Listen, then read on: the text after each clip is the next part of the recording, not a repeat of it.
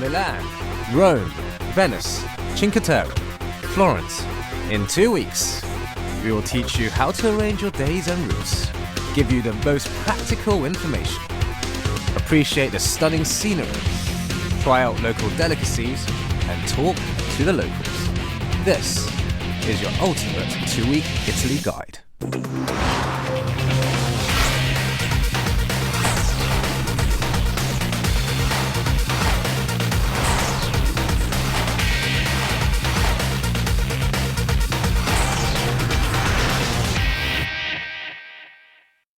To apply for a visa in Shanghai, you need to go to the Italy Visa Application Center located at the crossroad of Sujiahui Road and Luban Road. The visa application process needs to start 3 months before your trip. The visa fees cost 700 RMB. It is a 10-hour flight from Shanghai to Milan Malpensa Airport. A return ticket costs about 7,000 RMB, and Milan can serve as your first destination in Italy. A 2-day trip in Milan is advisable. You can start the day with a custard-filled croissant and an early morning cappuccino.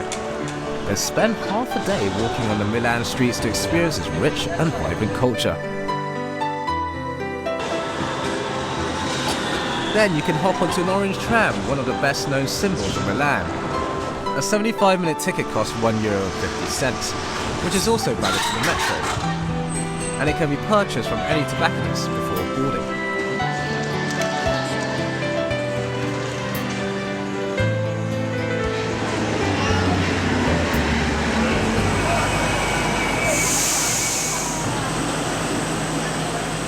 If you're in Milan, you have to check out the Milan Cathedral. Just take the yellow subway line M3 or the red line M1 and get off at Duomo station. Piazza del Duomo is the main piazza in Milan. It is named after and dominated by the Milan Cathedral. Milan Cathedral is a cathedral church of Milan. Dedicated to Santa Maria Innocente, it is a seat of the Archbishop of Milan and is one of the biggest cathedrals in the world. Construction started in the year of 1386 and it was completed in 1897, lasting 5 centuries. One thing you definitely cannot miss is a view on the roof of the Duomo. You can buy tickets at the entrance. Tickets cost €13. At the top, there's an impressive bird's-eye view of the city. Not to mention you can walk among the forest of spires and marble pinnacles. The impressive 135 spires showcase 3,200 statues. Overlooking the whole city, on top of the cathedral, is Madonnina, a statue of the Virgin Mary, the protector of Milan. It's free to go inside the cathedral, but it costs €2 to get a permit for photos and videos. It has more than 4,000 statues, 146 stained glass windows, and intricately carved pillars. The echoing interior is just as impressive. Directly across the Duomo sits a precocious feat of engineering, framed by an immense archway. So much more than a shopping arcade, the neoclassical Galleria Vittorio Emanuele is a soaring iron and glass structure known locally as the city's fine jewelry. You should spend 1 or 2 hours here so that you can experience the crowds on the modern side of Milan. Shaped like a crucifix, it also marks the stroll route from Piazza del Duomo to Piazza de Marino. The iconic statue on the Piazza de Marino is Leonardo da Vinci, and across the street is De La Scala, arguably the best theatrical opera house in the world. The next day you can get up early and drive 40 minutes to the northern part of Milan, where there is a renowned lake area, with Lago Maggiore and Lago di Otta among the most famous lake areas. There you can buy a regular ferry return ticket for €2.50.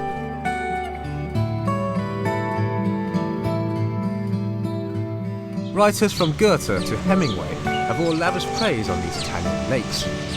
The peaceful and spectacular lake views will for sure blow you away. Natural beauty doesn't come any better than this. Wedged between the Mediterranean and Adriatic Sea, Italy is a country by the sea. Among all the water towns, Venice is the crown jewel. It is also known as the Queen of the Adriatic Sea or the City of Bridge. The only ways to navigate this city are on foot or by boat. gondolas. Lots of them. George has been working as a gondolier since his childhood. A gondola ride is anything but pedestrian, with glimpses into palazzi courtyards and hidden canals otherwise invisible if you're on foot. Official daytime rates are €100 for 40 minutes. So now, inside, in front you see the Bridge of Sighs. On the left side is the Doge Palace, and on the right side is the old prison in Venice. This is about to the 15th century. Now it's museum.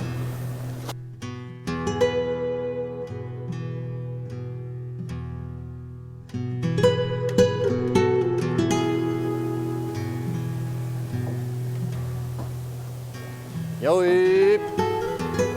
Prima noi! Gondoliers will shout "Yoi" when they encounter a corner to make sure there is no boat coming from the opposite side. Now on the right side you see the Santa Maria della Fava church. This is about to the 15th century. And you see to the level water now is about to the normal. In the winter time it's possible the 1 meter high. Let's now here exit to the Grand Canal, and on the left side you see the best bridge in Venice. The name is a Rialto Bridge. It's about to the 15th, 16th century.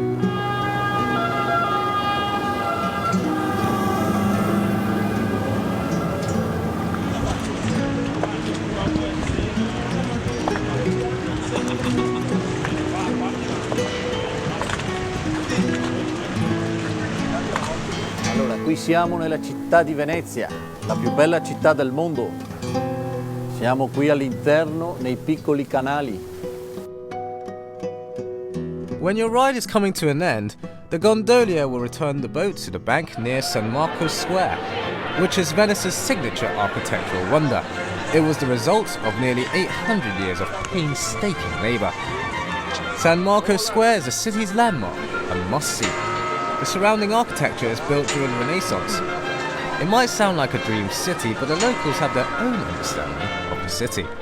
Venice is a town where the people are going away, because 20 years ago we were 250,000 people, and now there are only 58,000 people. So I mean 200,000 they left because the town is too much expensive.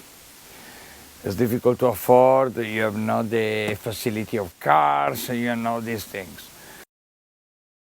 I'm born 10 kilometers from here. Even from the young age, I really like the place because you have a standard and a way of life different from all the other cities in the world, I can say. You don't need to have a car. And even if the town is very expensive, but even to afford a car, the petrol, with the insurance, with all the things, is very expensive. You have no the stress of parking. You keep yourself in a good shape because you are moving all day long, walking, and also you are walking inside the history, all the stones, all the beauty. You are surrounded by the beauty. So it's nice to be here. I'm very happy. There are only 3 bookshops in Venice. Johnny works as a bookkeeper in one of them. The old school decoration and vintage flavour makes Acqua Alta Bookshop a unique one.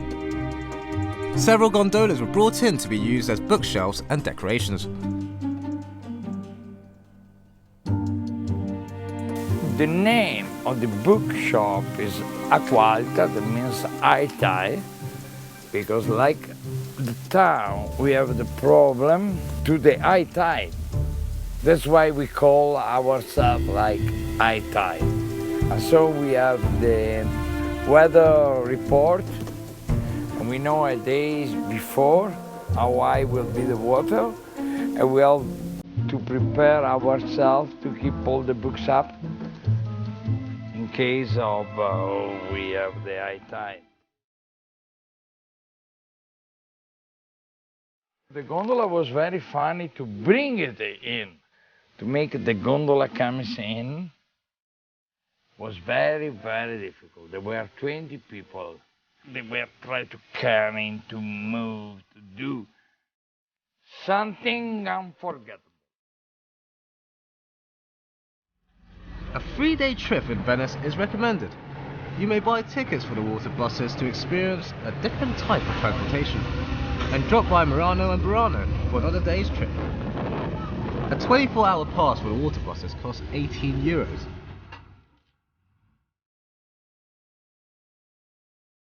And you can conclude your Venice trip with the unforgettable sunset view on the Rialto Bridge. Another water and fishing tourist destination is Cinque Terre. You may take a 2-hour train from Venice to La Spezia, where you may book your hotel and take a train to the 5 villages. At the train station, you can buy a 24-hour Cinque Terre pass for free train rides and bus transport. The Cinque Terre pass costs €10. After checking in, start your 24-hour Cinque Terre run. First up, Rio Maggiore. It is the village in Cinque Terre that is furthest east, and is the largest of the 5. It's best to spend 2 hours visiting the glistening boutiques.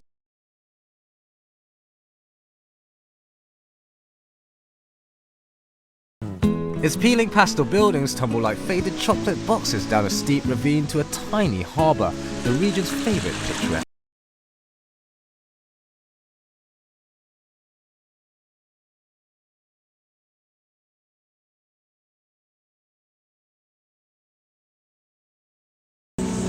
Manarola may be the oldest of the towns in Cinque Terre, dating from 1338. Manarela's primary industries have traditionally been fishing and winemaking. Plus, the bright and colourful houses of Manarela makes the place truly postcard perfect.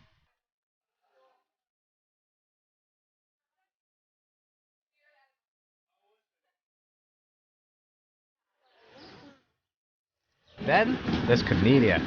To reach the village from the railway station, you must first tackle the 377-step La Darina. When you're at the top, you don't need to climb down.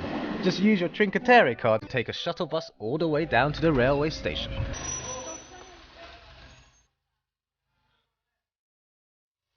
Then, before sunset, go to the 5th village of Monterusso first to take in a totally different landscape. The village furthest west is guarded by the stone giant holding up a giant rock. Beach, sand, accompanied with a beautiful sunset, gives you a relaxing evening experience. Finally, you can come back to the 4th village of Venazza, where you can have an exquisite dinner and enjoy a wonderful night view of the Cinque Terre.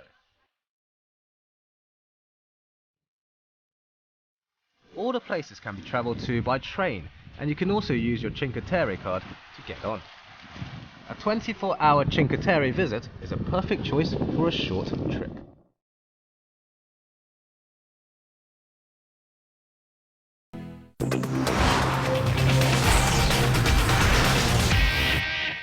Rome. By all means, Rome. I will cherish my visit here in memory as long as I live. You should plan your Rome trip right after your Milan expedition. Drive to the Milan Central Station and take the Eurotrain. You can buy the Italian Rail Pass in the Eurorail agency in Shanghai. And when you're in Italy, you can make a specific reservation at the local train station. At any tobacconist, you can buy a 72-hour Rome Pass package with €34. You can enter 2 of the 38 tourist attractions for free and enjoy discounts on the remaining ones. Also, unlimited use of public transport within Rome. On day 1, you can take the subway to Museo Vaticano and explore the Vatican Museum. Vatican Museum is not included in the Rome Pass package. Queues are always long. The entrance fee is €16. The most famous works are Michelangelo's creation Last Judgment. You can also see the world's biggest cathedral, St. Petersburg Cathedral. If you want to visit, remember, there's a strict dress code. No shorts, no miniskirts, and showing bare shoulders is not allowed. And this is where Audrey Hepburn watched the parade back in the 50s hit Roman Holiday. A spectacular military parade highlighted by the band of the crack Bersaglieri Regiment. Replaced by a steady flow of cars, the Via della Conciliazione road leads to the St. Angelo Castle. It was converted into a papal fortress in the 6th century and named after an angelic vision that Pope Gregory the Great had in the year 590. You may use the Rome Pass to get to the top or pay an €8 entrance fee. At the top of the castle you can catch a jaw-dropping view of the Eternal City. Another iconic tourist attraction in Rome is of course Piazza di Spagna. Thanks to Roman holiday, the Spanish Step is now synonymous with romance. Well, it's you. Yes, Mr. Bradley. Or is it? Do you like it? Named after the Spanish embassy to the Holy See, the 138 Spanish Steps have been a magnet for visitors since the 18th century. At the foot of the steps is the famous Baccacia, which is supposed to commemorate the boat drifted ashore here in the Piazza di Spagna during the Great Flood of 1598. Lots of street artists make their living here, adding more artistry to this already romantic place.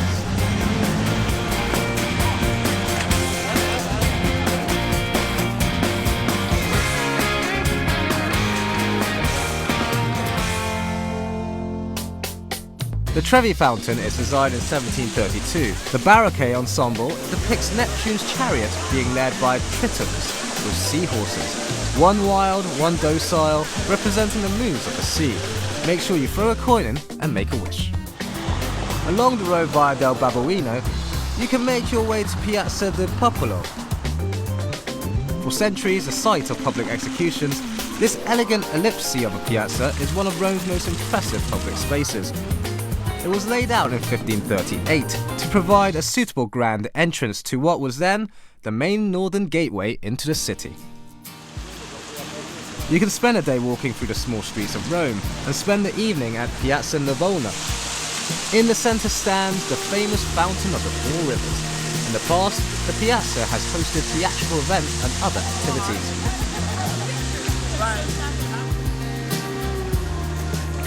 At night, you can see plenty of street artists on the street. And if you want to join, it costs €10. The next day, you can spend half a day exploring the most thrilling of Rome's ancient sites, the Colosseum. If you have a Rome pass, you should definitely save it for the Colosseum, so that you don't have to pay the €16.50 admission fee or wait in line. A monument to raw, merciless power, the Colosseum is arguably Rome's most famous ancient site.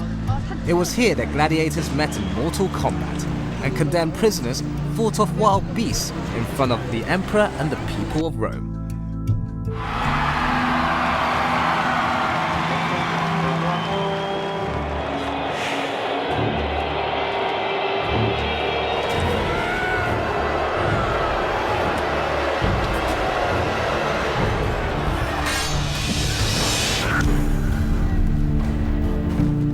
Built by the Emperor Vespasian around 69 to 79 AD, the Colosseum was inaugurated in 80 AD. 2,000 years later, it's Italy's top tourist attraction, pulling in around 18,000 visitors on an average day.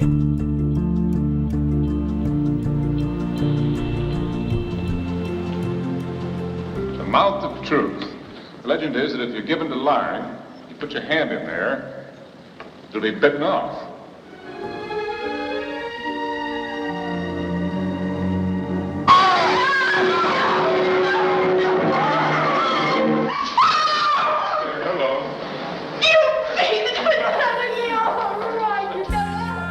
The Mouth of Truth is located in the portico of the Paleo-Christian Church of St. Maria. No entrance fee is required. The opening hours are from 9:30 AM to 4:50 PM. On your third and final day in Rome, spend the evening at the beautiful Venetian Piazza and indulge yourself with a dinner feast. After a 3-day visit in this amazing and historic city, you won't want to leave. Its stunning piazzas, beautiful architecture and rich history are just some of the things that will leave you in awe. They call it the Eternal City, and it's easy to see why.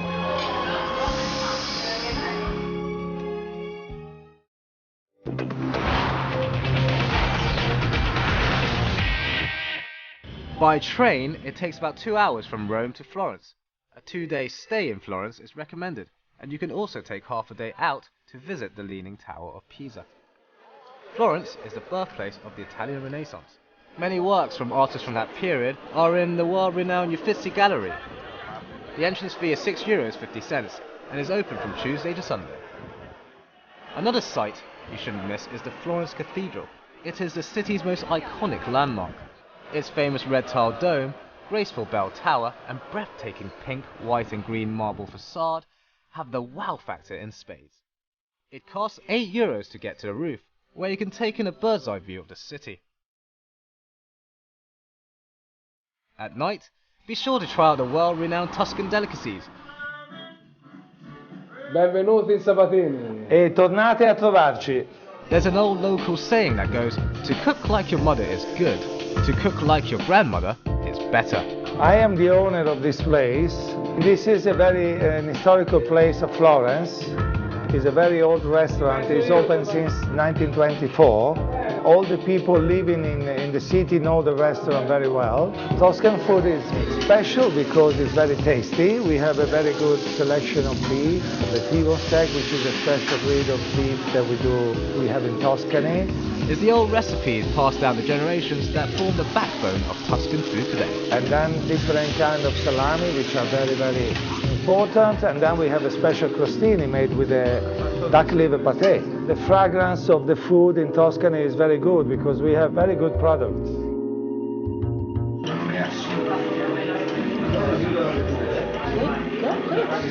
This restaurant is been made like this since 1966. This is called bigonce, and they used to put, 100 years ago, with the stripes here, they used to put the grape in here and then put it in a lorry for the harvest, and then put it and make wine. So this is, and then we made seeds, he made seeds. These are fiaschi. Before the wine, we didn't have the borderless bottle, we had fiaschi, and this is from 1964, and it was made for the Sabatini, and this was in the middle of the table, and everybody was serving himself like this, A bottle to put the cork on the bottles, very old ways, very old style. This was a wine screw, and this is the old style to make bills, You still have the lire, 1, 2, 10 lires, and of course you don't use it anymore. And but it can work, It can work because it used to work like this. For the rest of the day, you can have a relaxing stroll on the famous old bridge of Ponte Vecchio. You can listen to street musicians play and take in the local. Se sto fermo o se mi seguo nel cammino, venderò le mie scarpe nuove ad un vecchio manichino per vedere se si muove, se sta fermo o se mi segue nel cammino.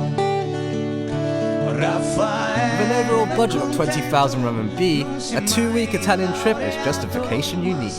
Despite incessant praise, Italy continues to surprise and delight with its great variety of landscapes and architectural styles. If you get it right, travelling in the Bel Paese is one of those rare experiences in life that you can't find anywhere else. Venderò la mia rabbia a tutta quella